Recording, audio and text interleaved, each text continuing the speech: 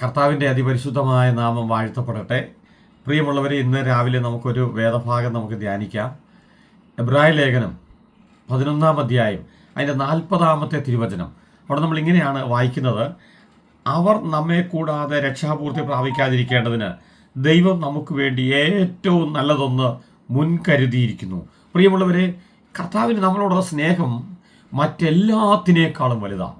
മറ്റാരെയും സ്നേഹിക്കുന്നതിനേക്കാൾ യേശു കർത്താവ് നമ്മളെ സ്നേഹിക്കുന്നു. ഇവിടെ അവർ നമ്മെ കൂടാതെ എന്ന് പറയുന്നത് രണ്ട് സമൂഹത്തെയാണ് ഇവിടെ കാണുന്നത്. രണ്ട് സമൂഹത്തെ ആ വാക്യത്തിൽ നമ്മൾ കാണുന്നു. ഒന്ന്, അവർ എന്ന് പറയുന്നത് ഈ 11-ാം അധ്യായത്തിൻ്റെ 1 മുതൽ ഇവിടെ വരെ നമ്മൾ വായിച്ചു വന്ന ആ ഭാഗത്ത് കാണുന്ന വിശുദ്ധന്മാർ, ഹാബേൽ മുതൽ ഉള്ള ആ വിശുദ്ധന്മാരുടെ ഒരു ലിസ്റ്റ് പറഞ്ഞിട്ട് അവരെക്കുറിച്ചാണ് പറയുന്നത്. അവർ എന്ന് പറയുന്നത് രണ്ടാമത്തെ കൂട്ടര് നമ്മെ കൂടാതെ പുതിയ വിശ്വാസികളായ യേശുവിനെ സുരക്ഷിതമായി സ്വീകരിച്ച, യേശു കർത്താവിന് വേണ്ടി ജീവിതം മാറ്റിവെച്ച പ്രിയമുള്ളവരെ, എന്നെയും നിങ്ങളെയുമാണ് കർത്താവോടെ രണ്ടാമത് പറഞ്ഞേക്കുന്ന അവരെന്ന് പറഞ്ഞിരിക്കുന്നത്. അപ്പം പഴയ നിയമത്തിലുള്ള വിശുദ്ധന്മാരെക്കാൾ അവർ ഭക്തന്മാരാണ്, അവർ വിശുദ്ധന്മാരാണ്, വിശ്വാസ വീരന്മാരാണ്. എന്നാൽ അവരെക്കാൾ കർത്താവിന് എന്നോടും നിങ്ങളോടും സ്നേഹാധികമാണ്. കാര്യം നമുക്ക് വേണ്ടിയാ യേശു കർത്താവ് കാൽവരി കുരിശിൽ മരിച്ചത്. പ്രിയമുള്ളവരെ, ആ യേശു കർത്താവ് നമ്മളെ സ്നേഹിച്ചിട്ടാ കർത്താവ് കാൽവരി കുരിശിലേക്ക് വന്നത്. ആ യേശുവിനെ സ്വന്തം രക്ഷിതാവായി സ്വീകരിച്ച ഞാനും നിങ്ങളും, പ്രിയമുള്ളവരെ, നമുക്ക് യേശുവിൻ്റെ മണവാട്ടി പദം കർത്താവ് നമുക്ക് തന്നിരിക്കുന്നു. അതുകൊണ്ട് അവിടെ വായിച്ചത്, അവർ നമ്മെ കൂടാതെ രക്ഷാപൂർത്തി പ്രാപിക്കാതിരിക്കേണ്ടതിന് ദൈവം നമുക്ക് വേണ്ടി ഏറ്റവും നല്ലതൊന്ന് കരുതി വെച്ചു. ഈ ലിസ്റ്റിൽ പറഞ്ഞ ആ ഭക്തന്മാർക്ക് ലഭിക്കാത്തത്, ആ വിശുദ്ധന്മാർക്ക് ലഭിക്കാത്തത്, ആ വിശ്വാസ വീരന്മാർക്ക് ലഭിക്കാത്ത വലിയ ഒരു അനുഗ്രഹം, വലിയ ഒരു നന്മ, വലിയ ഒരു നേട്ടം കർത്താവ് നമുക്ക് വേണ്ടി തന്നു. എന്ന കാര്യം അറിയാവോ?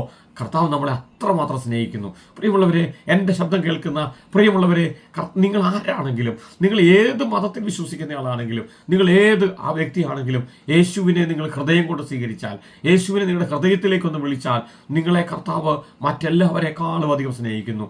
മറ്റെല്ലാവരെയും കർത്താവ് സ്നേഹിക്കുന്നതിനേക്കാൾ നിങ്ങളെ സ്നേഹിക്കുന്നു. രണ്ട്, കർത്താവ് നിങ്ങൾക്ക് വേണ്ടി എല്ലാം തരാൻ, എല്ലാം കർത്താവ് നിങ്ങൾക്ക് വേണ്ടി മാറ്റി വെച്ചേക്കുക. നിങ്ങളെ കൂടാതെ കർത്താവിൻ്റെ ഒരു പരിപാടിയില്ല. അവിടെ പറയാം, നമ്മെ കൂടാതെ അവർ രക്ഷപൂർത്തി പ്രാപിക്കാൻ പാടില്ല.